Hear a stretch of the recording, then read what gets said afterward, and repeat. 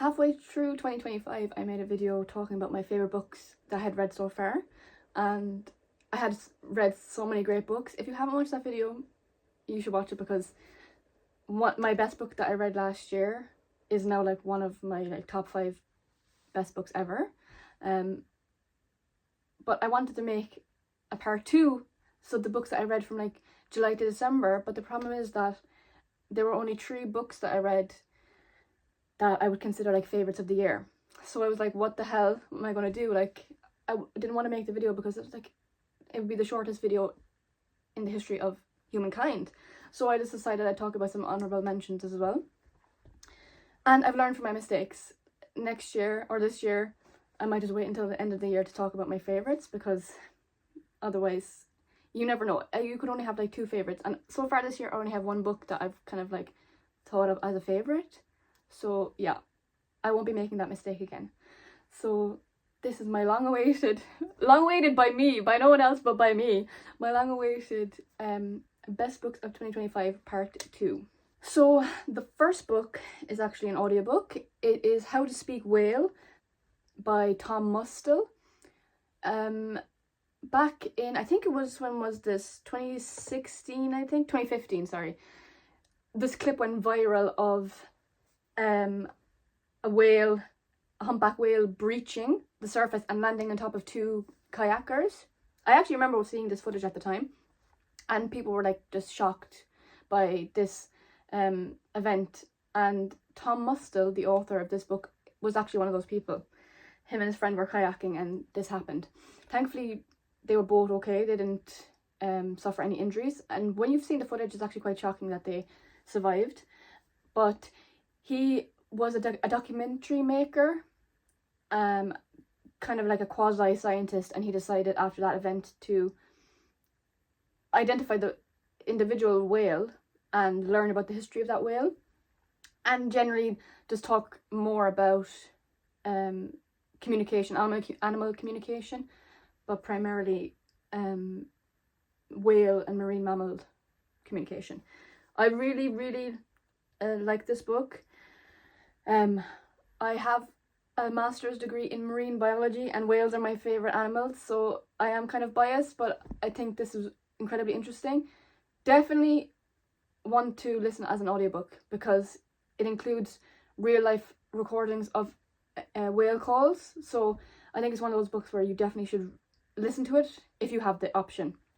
But yeah, I really enjoyed this book. There was one thing, like he was talking a bit about the use of artificial intelligence, and I don't think it was a nuanced enough conversation.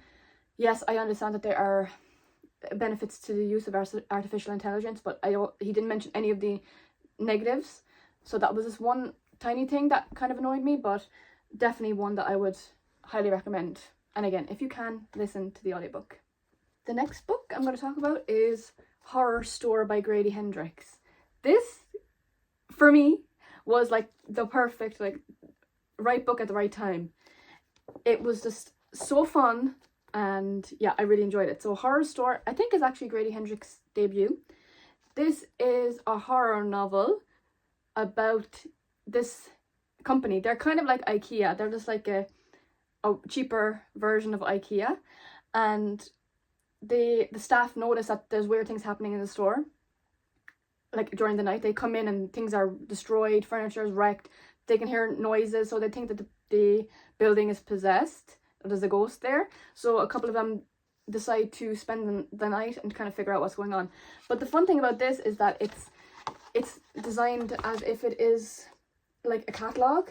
So you have the floor, a map of the store floor, and every chapter begins with one of the furniture products that they sell with the names, and as the story progresses, the pieces of furniture get more and more like unhinged. And I just thought this was so fun, and I really it's just fun. Like, it's not going to change your life, it's not like revolutionary or the best thing I've ever read, but yeah, I just really enjoyed this, and I am glad that I read Grady Hendrix for the first time. I read something else by him in the meantime and I really enjoyed it, but yeah, this was just really fun. So I love anything that's kind of like weird and multimedia-ish. So if that sounds like something that you would be interested in, I think you should definitely check it out. So Horrorstör, Grady Hendrix. One last thing actually about Horrorstör, I feel like it truly captures the real horror of working in retail. So if you have ever worked in retail, I think you should actually read this book, because it's I know it's a horror novel, but it just feels so realistic. Like the way the managers talk and everything, like, oh, it is, working in retail was the real horror story all along. So the last book that I would consider one of my favourites of 2025 is Tell Me How Long the Train's Been Gone by James Baldwin. I adore James Baldwin. If you haven't read any James Baldwin, like, what are you doing? He's a classic for a reason. So this follows a man, his name is Leo Proudhammer, and he is an actor. And at the beginning of the novel, he has a heart attack on stage, and while he's backstage, like, they're all looking after him and everyone's panicking, he starts reflecting on his life. He grew up in Harlem, and his brother ended up being sent to prison when Leo was quite young, and this had a profound effect on him. He talks a lot about what it was like to grow up as an African American in New York, but just in America at the time. This, I don't know for a fact, but I can imagine that this was quite autobiographical. It was published in 1968, I think, and yeah, it's one of the better, well, they're all of his novels are good, but like, this is my second favorite that I've read from him. I'm interested in the not the entertainment industry, but the choices that he made to become an actor. And he's mainly, from what I can remember, he was a movie star, and now he's more like into the theatre. And when he started out as well, talks about him and his friends like trying to make their big break in the industry. He is a bisexual, and obviously at the time for this novel to be coming out, that was almost unheard of. And yeah, it's just great. I'm not doing it justice at all. If I haven't even talked about the writing, but Baldwin really is like in a league of his own, and he's a genius, and the writing is incredible.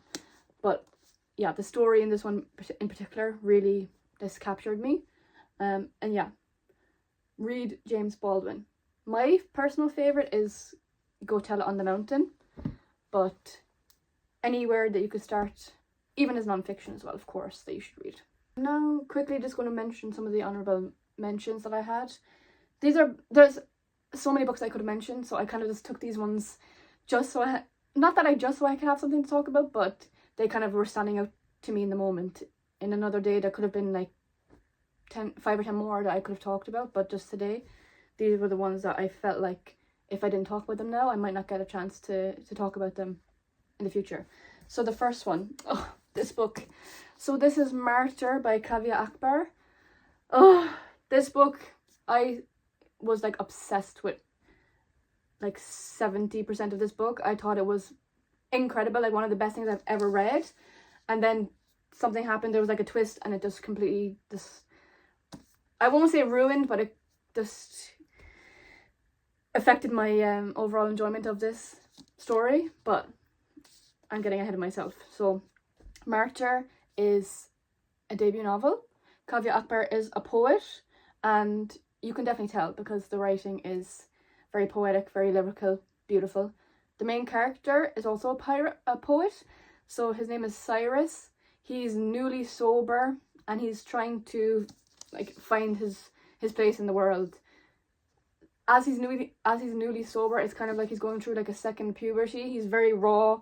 It's very real. He's not always likable, and I don't know, but I can kind of imagine that this was a very difficult thing for the author to write about. It feels really truthful. Like this, again, I don't know for a fact, but it just feels like this was Kaveh Akbar like talking about himself.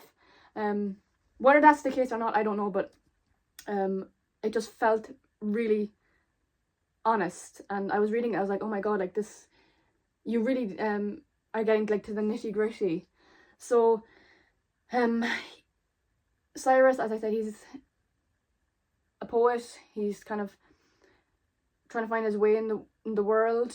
He is obsessed with the concept of martyrdom. So he's Iranian. His parents were Iranian immigrants, and in Iranian culture, the idea of martyrdom is a big thing. So to like die a meaningful death, like Cyrus is obsessed with the thoughts of dying a meaningful death because his parents died such meaningless ones. His mother died in a plane crash, which was actually based on a true story. The US shot down a plane over the Persian Gulf, and this actually did happen. So his mother died that way, and his father ended up just dying as well, quite young. So he's obsessed with the concept of martyrdom. And I didn't even mention as well, like this novel is doing a lot, and maybe that was one of its flaws. Like, it's just too much.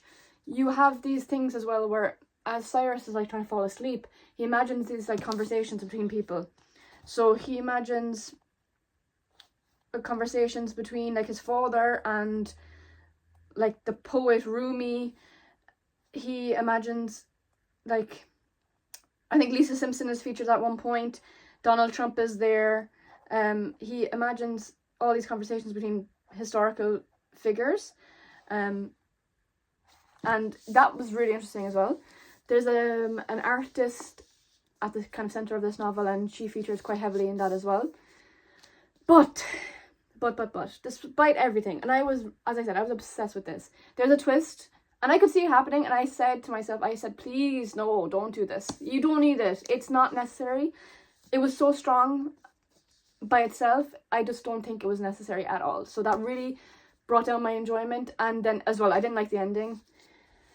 So yeah, this had such potential, and I still really enjoyed it, and I would recommend it. It was really emotional. The perspective, particularly from Cyrus's mother, his father's perspective, it was really, really moving, and I'm so excited to see what he's going to come out with next. But I know it was such an important part of the story, but it just really irritated me with that stupid twist. Like, I'd be interested to see what people think, because this is really, really highly rated. So maybe it's just me, but I almost threw the book across the room when that happened. So I'm so passionate about it because it was so good. So I definitely would still recommend it. I'm also obsessed with this cover. So yeah, Martyr, Kaveh Akbar. Next up is a non-fiction book. This is Chernobyl by Serhii Plokhy. This is a history of the Chernobyl disaster. So this was the worst nuclear disaster in history, and in a couple of months, in April, it will actually be 40 years, I think, since this happened, which is kind of crazy. But this is a basically complete history of what happened. I knew very little going in. I had a basic understanding, but he really breaks it down, like, by the second. Like, he tells you exactly what happened, how it happened, why it happened, and the resulting fallout, and the potential historical or the potential future effects that this could have. This is one of the most depressing books I've ever read, because, you know, once characters start being introduced, like, you know, it's not going to end very well for them. But this was incredibly well researched, well written. But yeah, as I said, not an easy read. And I did have to like kind of stop and take a few breaks, because yeah, it is incredibly depressing. But just knowing actually what happened, and why it happened, it was, yeah, illuminating. And of course, you know what I'm going to say, I would recommend it. Chernobyl, A History of a Tragedy by Serhii Plokhy. Next up is this chunky beast of a book. This is To Sleep in a Sea of Stars by Christopher Paolini. I've never read Aragon, or whatever that's fucking called, Aragon, Aragorn, which was published when he was like 17 or 18 or something crazy. This is a science fiction novel. So fun. Like, this was really, really like cinematic. Because although it is quite a big book, I read it fairly fast because, like that, yeah, I said it's really engaging. This is like Alien, the movie, essentially. So the main character, her name is Kira, I think. I read this so long ago as well, so please, I don't remember everything exactly, but yeah, her name is Kira, and she's on this like mission, and she encounters this alien creature, and it kind of like takes over her body and it covers her, so she's like basically wearing like this alien suit, and it just goes on from there. I don't want to talk too much about it because you don't need to know too much. Just know that it's like, if you like science fiction, I think you would enjoy this. I thought there was like diagrams. I was like looking for stuff. Like the ship is a big part of it, and the aliens themselves. I really liked the alien and like the relationship she has between her and her like little symbiote creature. But I enjoy this a lot. I was very surprised by how much I actually enjoyed this. Just a really good fun, and I can see this being turned into a movie. I'm surprised. I'd be surprised if it hasn't been like auctioned off, like the rights for this movie. So, To Sleep in a Sea of Stars by Christopher Paolini. Next up is We Do Not Part by Han Kang. This is a very shiny cover. This is translated by E. Ye-won and Paige Ania Morris. 2 translators, which I find very interesting. So I love Han Kang. I think I've read everything that she's published so far. And this is a really interesting story. Once you like hear what it's about, you'd be probably like, what the hell? But you just have to kind of go with it with Han Kang. So this main character, what was her name again? Hyung-ha. She is kind of depressed. She's living alone. She's stuck in like the day-to-day mundanity of life. And she gets a phone call from one of her friends that she hasn't spoken to in years and years and years. And her friend has been in an accident and is stuck in hospital. And she needs the main character to go to Jeju Island, which is off the coast of South Korea. And she needs to go and feed her friend's bird. So you're like, what the hell does that have to do with anything? She hasn't spoken to this lady in years. And if she doesn't go to Jeju to feed this bird, the bird's obviously going to die. So it's about that, but then it's also about Jeju Island itself. And there was a massacre, Jeju Island massacre that happened, I think it was in the late 1940s, and that has a big impact as well on the novel and the effects of that massacre throughout history. If that sounds interesting, I think you should check it out. I really love whatever Han Kang is doing. She's so different. Every book that I read by her is just it's so different from the last, and yeah, I really enjoyed this. I actually think this might be a good place to start if you've never read Han Kang before. I personally wouldn't start with The Vegetarian, although that's her most popular novel, but I wouldn't start there. I think you should start here, or with her other novel, which is actually my favourite of hers, and I can't even remember what it's called. That's not very good of me. What was it called? One moment. It's Human Acts. Human Acts is also another great place to start. That's my favourite of her works. But this, I really enjoyed this. So Han Kang, We Do Not Part. Next up, this is actually a reread, but I feel like I had to mention it because I enjoyed it even more this time around. This is David Copperfield by Charles Dickens. I just love this. I just think it's just Dickens at his best. It's quite a long book as well. It's like almost 900 pages. But I think this is so worth it.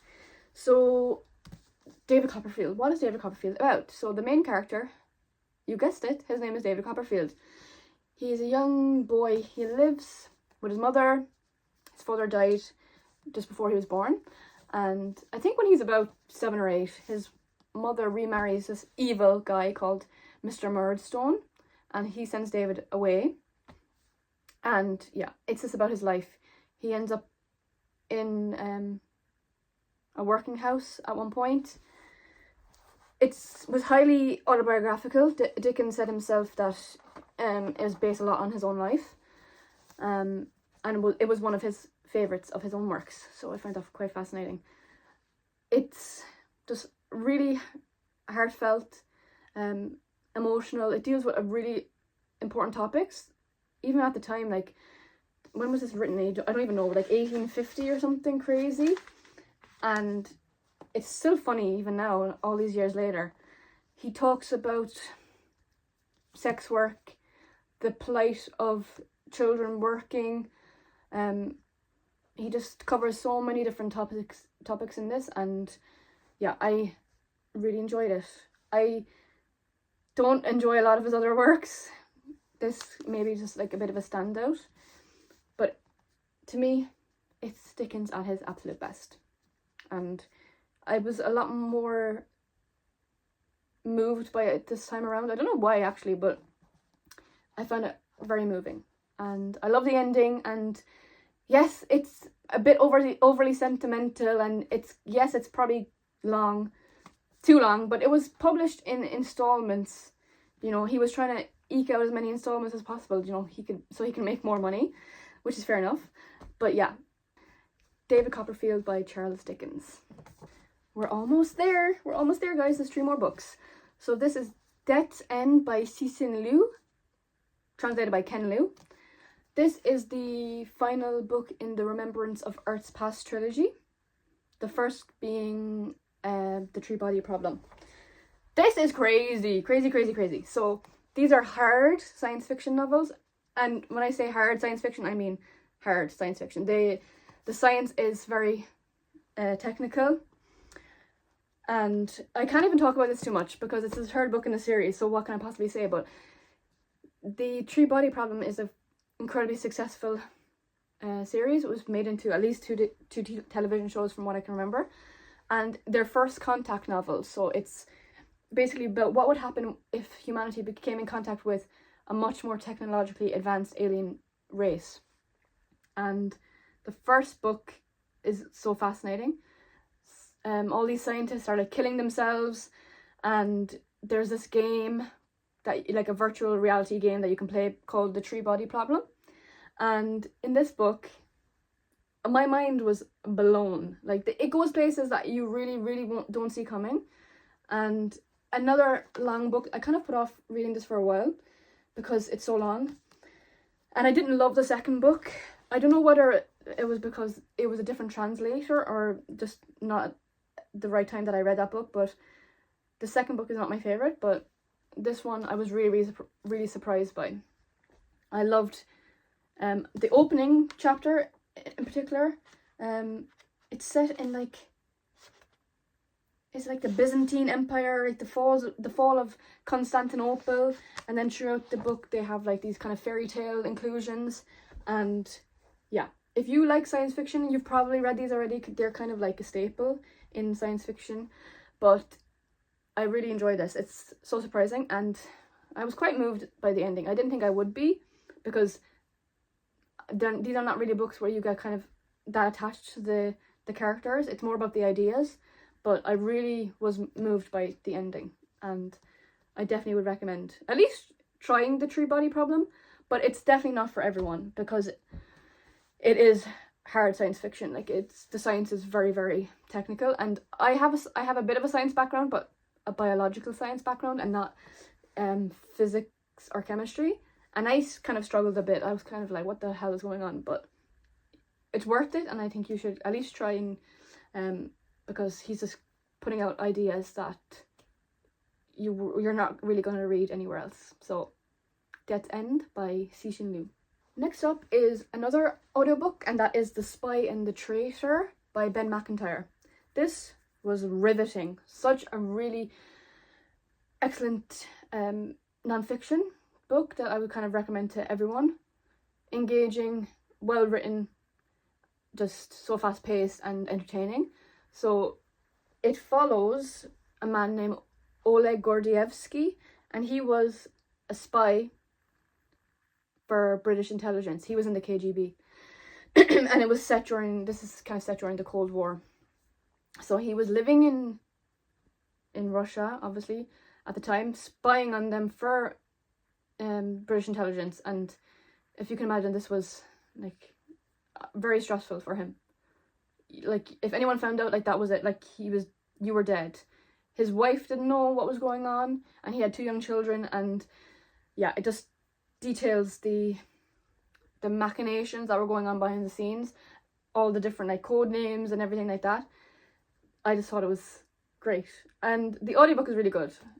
I ended up like buying a copy for my dad after I read this, because it's just one of those really just good non-fiction books. It was incredibly popular, I think, when it came out. I came out a couple of years ago, but I'm only reading it now, so a lot of people have probably read this already. But if you're interested in history, the Cold War, like espionage, or just non-fiction in general, because I am interested in non-fiction and I will kind of read everything.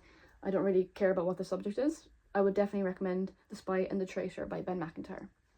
The last one, we did it! And it's this fuck-ass little book here. Like, I can't get over how small this is. I didn't know when I was buying it how small it was. This is The Virgin Suicides by Jeffrey Eugenides. A modern classic. It came out in 1993, and it follows what are their names? I can't even remember what their names are. It follows these groups of this group of sisters, and it's written in a really interesting way. It's like written from the voices of the other kids in the neighborhood, and it is about each of these sisters, and all of them end up committing suicide. I don't know if that's a spoiler, because like it's kind of in the title, but I just loved how this was written.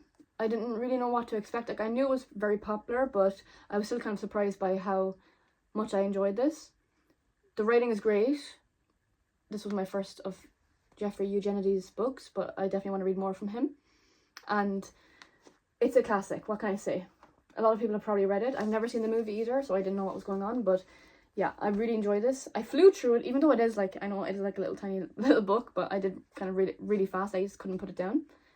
So yeah, this is The Virgin Suicides by Jeffrey Eugenides. So that was everything.